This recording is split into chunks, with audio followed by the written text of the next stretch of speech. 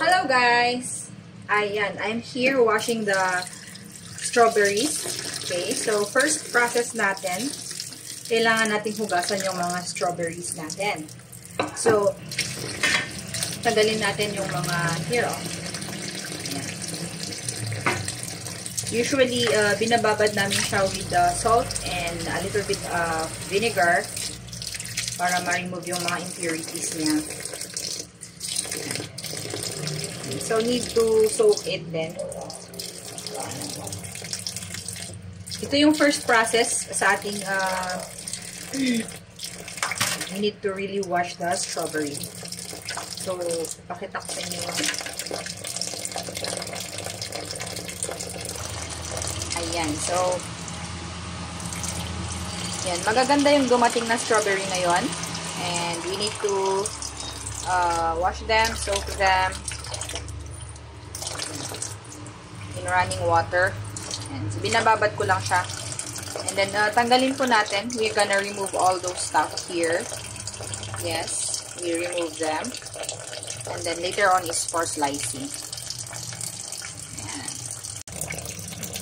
Okay, so, ayan. Hindi, we don't usually buy a lot of strawberries. Kasi, natry ko dati na mag-order ng 10 kilos kasi madami lang yun. And then, ang hirap niyang i-process lalo na pag wala kaming kasama. So, it takes a lot of time because we need to slice them. Ang liliit ng mga strawberries. Ayan, fully washed na ang mga strawberries natin. So,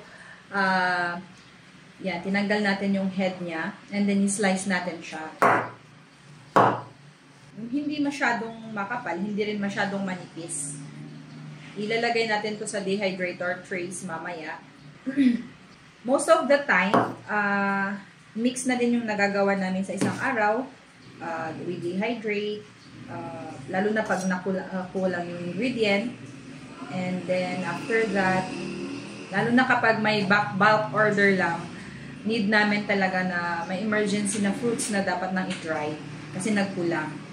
Pero, we maintain our stocks para kahit pa paano, pag may order, pwede na kaming mag-schedule for our slicing and drying, ganun. So far naman, yung fruities natin, nagiging in demand siya during rainy season, cold season, ganun.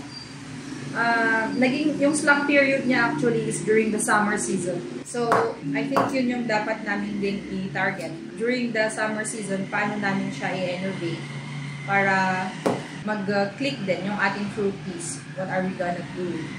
Yung result niya kapag na-dehydrate siya, yung 1 kilogram, more or less, magle-lessen siya like 100 grams na siya kapag dry. Though hindi, so since natanggal na yung mga head, mga 90-80 grams. Yung, so dito na 2 kilos, around 150 to 200 grams. Yung estimate na final result ng ating dried fruits. Actually, pag nilagay mo naglalagay kami ng mga ilang piraso lang, the smell of the strawberries will make the fruity delicious. Ang matapang siya pag na-infuse siya sa hot water, maganda yung aroma niya. Lalabas yung aroma niya. So, sa aroma pa lang, pag tinikman mo na yung tea, feeling mo strawberry talaga siya. Kahit na 3 slices yung nalagay. Yeah. Ayan. So, ito yung ating dehydrator tray. Ayan. Lagyan natin ng mesh para hindi siya magdikit sa ating mga tray. So, ihilera lang natin siya.